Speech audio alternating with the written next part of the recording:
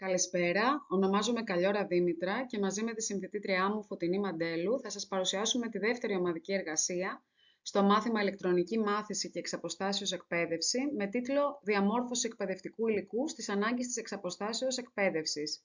Στόχος της παρούσας εργασίας, η μετατροπή συγκεκριμένου υλικού προσαρμοσμένο στις ανάγκες της εξαποστάσεως εκπαίδευσης και διδασκαλίας.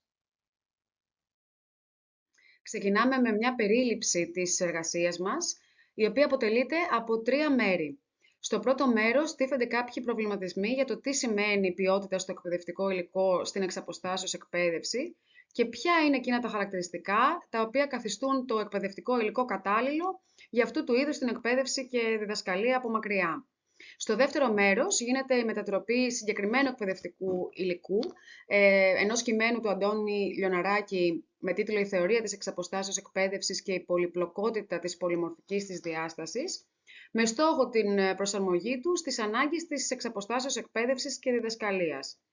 Στο τρίτο και τελευταίο μέρος σας παρουσιάζουμε τα συμπεράσματα από την εργασία μας και κάνουμε μια μικρή αποτίμηση της όλης διαδικασίας και προσπάθειάς μας να προσαρμόσουμε το υλικό αυτό στις ανάγκες της εξαποστάσεως εκπαίδευσης και διδασκαλίας. Ξεκινάμε λοιπόν με το πρώτο μέρος της εργασίας μας, που αφορά στην εξαποστάσεως εκπαίδευση και στο εκπαιδευτικό υλικό που χρησιμοποιείται σε αυτήν. Αρχικά να πούμε ότι η εξαποστάσεως εκπαίδευση είναι ένα είδος εκπαίδευσης που κερδίζει όλο και περισσότερο έδαφος τα τελευταία χρόνια και εφαρμόζεται όλο και πιο συχνά σε διάφορες χώρες. Αυτό είναι λογικό, καθώς πληρεί κάποιες σημαντικές προδιαγραφές. Αφενός, ανταποκρίνεται στις ανάγκες της σύγχρονης πραγματικότητας και κοινωνίας, που απαιτεί ούτως ή άλλως νέες και εξειδικευμένες γνώσεις. Αφετέρου, δίνει την ευκαιρία σε πολλούς ανθρώπους, σε πολλούς ενήλικες, που μέχρι πρότινος δεν κατάφερναν λόγω οικογενειακών ή λόγω επαγγελματικών υποχρεώσεων ή λόγω του τόπου κατοικίας τους να έχουν πρόσβαση στη γνώση και γενικότερα στις σπουδές. Όσον αφορά τώρα το εκπαιδευτικό υλικό στην εξαποστάσεως εκπαίδευση, που είναι και το βασικό θέμα της εργασίας μας, θα λέγαμε ότι παίζει τον πιο σημαντικό ρόλο σε αυτού του είδους την εκπαίδευση, αφού είναι ο μοχλός που κινεί την όλη διαδικασία μάθησης και διδασκαλίας, δεδομένου ότι ο καθηγητής απουσιάζει. Έτσι λοιπόν, είναι λογικό ότι το συγκεκριμένο υλικό θα πρέπει να σχεδιάζεται από τους ειδήμονες και να διαμορφώνεται κατάλληλα με συγκεκριμένες προδιαγραφές, ώστε να ανταποκρίνεται στις ανάγκες της εξαποστάσεως εκπαίδευσης και διδασκαλίας και να προάγει τη γνώση και τη μάθηση. Στη συνέχεια, κάνουμε αναφορά στο μοντέλο ARCS, ακρονίμιο για τους όρους Attention, Relevance, Confidence, Satisfaction, του John Keller, το οποίο προτείνει συγκεκριμένα χαρακτηριστικά για το εκπαιδευτικό υλικό, τα οποία θα μπορούσαν να εφαρμοστούν και στο εκπαιδευτικό υλικό της εξαποστάσεως εκπαίδευσης. Αρχικά, το μοντέλο αυτό προτείνει το εκπαιδευτικό υλικό να τραβά την προσοχή του εκπαιδευόμενου, να του γύρει το ενδιαφέρον και να τον κινητοποιεί. Έπειτα, θα πρέπει, σύμφωνα με το μοντέλο αυτό, το εκπαιδευτικό υλικό να διαμορφώνεται βάσει των προηγούμενων γνώσεων και εμπειριών της καθημερινότητας των εκπαιδευομένων. Και τέλος, το εκπαιδευτικό υλικό θα πρέπει να δημιουργεί αισθήματα εμπιστοσύνης και ικανοποίησης στους μαθητές ή φοιτητές, έτσι ώστε εκείνοι να συνεχίζουν με θετικά συναισθήματα τη μαθησιακή τους πορεία. Άλλα χαρακτηριστικά του εκπαιδευτικού υλικού στην εξαποστάσεως εκπαίδευση είναι τα εξής. Να προάγει την αυτόνομη, αυτενεργό και ανακαλυπτική μάθηση, έτσι ώστε ο εκπαιδευόμενος να μην δέχεται απλώς γνώσεις και πληροφορίες, αλλά να μάθει πώς να μαθαίνει. Επίσης, να προσφέρει πολλά και διαφορετικά ερεθίσματα.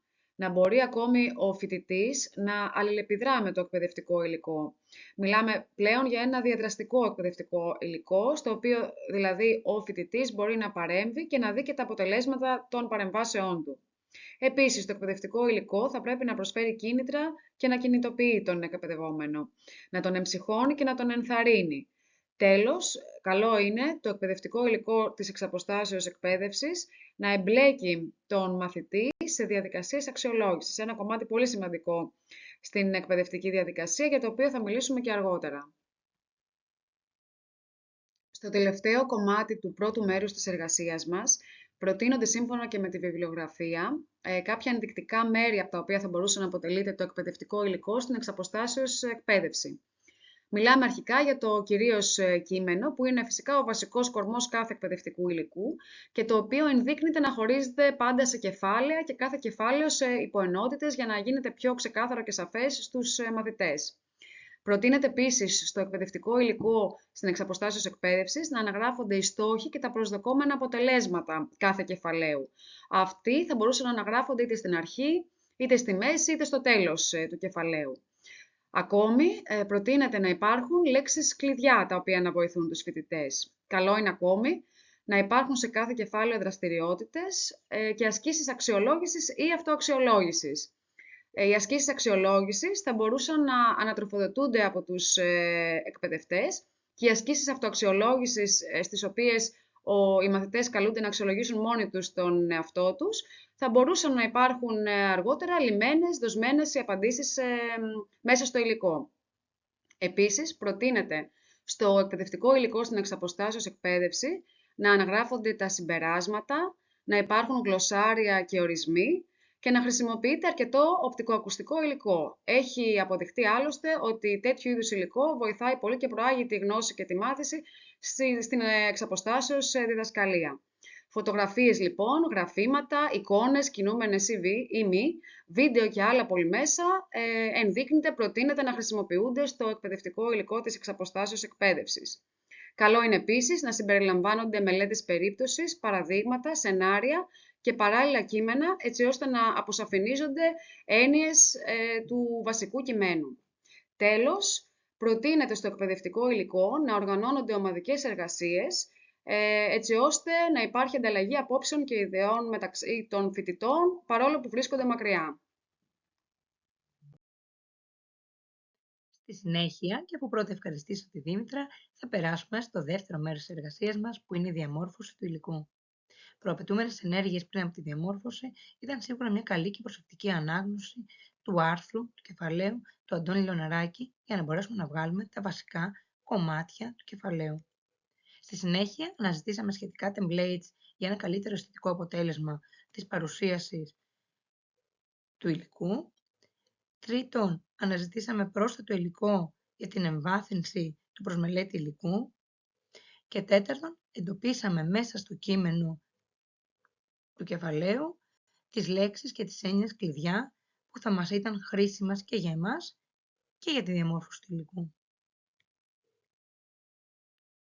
Βασικά χαρακτηριστικά της μορφοποίησής μας αποτέλεσαν η κατανομή κεφαλαίου σε υπαιωνότητες, η δημιουργία οδηγού μελέτης, η καταγραφή λέξεων, κλειδιών και στόχου του κεφαλαίου, η εστίαση σε βασικά κομμάτια του κεφαλαίου με συρρίκνωση του περιεχομένου και χρησιμοποίηση πλαισίων και έντονης γραφής για τα βασικά κομμάτια του κεφαλαίου, η δημιουργία μετάβασης από τα περιεχόμενα υπαιωνοτήτων στην παρουσίαση, με τη χρήση ενός εικονιδίου που αποτέλεσε σταθμό μεταβίβασης, όπου μπορούσαμε να περάσουμε από τα περιεχόμενα στη συγκεκριμένη παρουσίαση, στη συγκεκριμένη διαφάνεια της υποενότητας.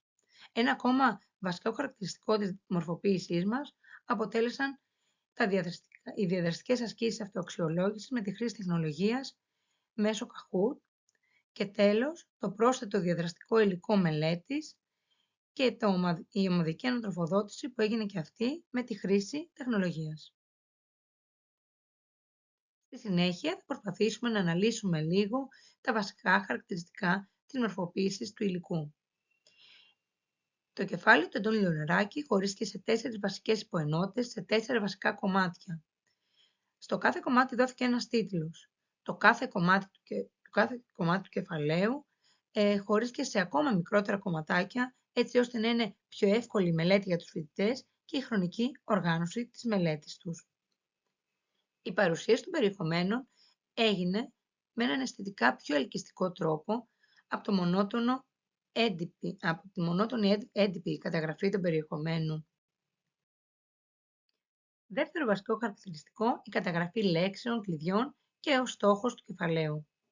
Έγινε αισθητικά και ξεκάθαρη παρουσίαση του στόχου και των λέξεων κλειδιών μέσα από όμορφα διαμορφωμένα διαγράμματα και με τη χρήση στοχευμένων εικονιδίων.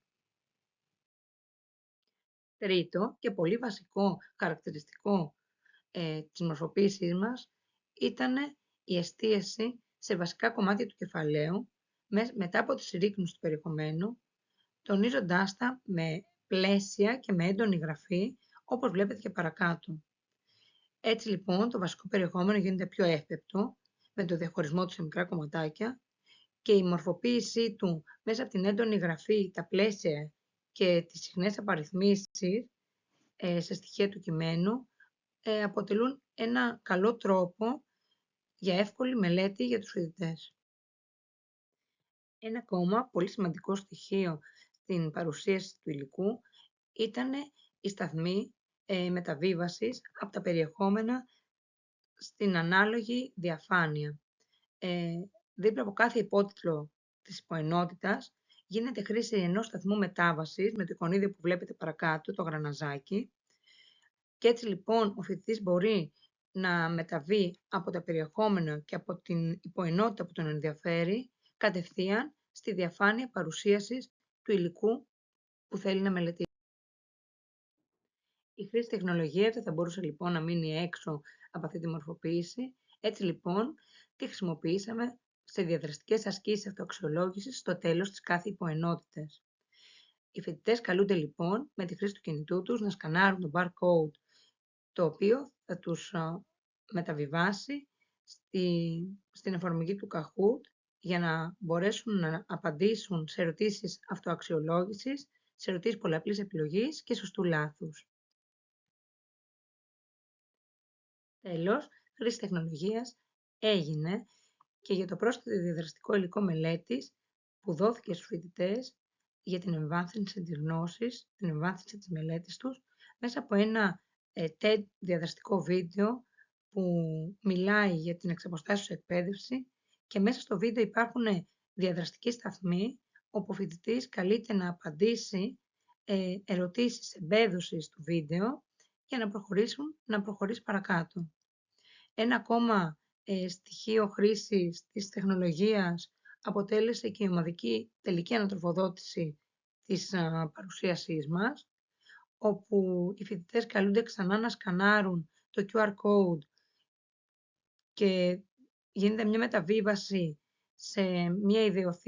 σε μια ομαδική ιδεοθύελλα στο Answer Garden, όπου εκεί καλούνται να καταγράψουν την προσωπική τους άποψη μετά από τη μελέτη αυτή του υλικού για τα 3 βασικά χαρακτηριστικά της εξαποστάσεως εκπαίδευσης, δηλαδή τι είναι εξαποστάσεως εκπαίδευση για τον καθένα. Ολοκληρώνοντας την παρούσα εργασία, θα θέλαμε να κλείσουμε συνοψίζοντας τα βασικά χαρακτηριστικά που και οι ίδιες παρατηρήσαμε κατά τη μετατροπή του υλικού σε υλικό για εξαποστάσεως εκπαίδευση, τα οποία είναι η πολυμορφικότητα και η διαδραστικότητα, η δυνατότητα δηλαδή που παρέχεται στον εκπαιδευόμενο να αλληλεπιδράει με το εκπαιδευτικό υλικό.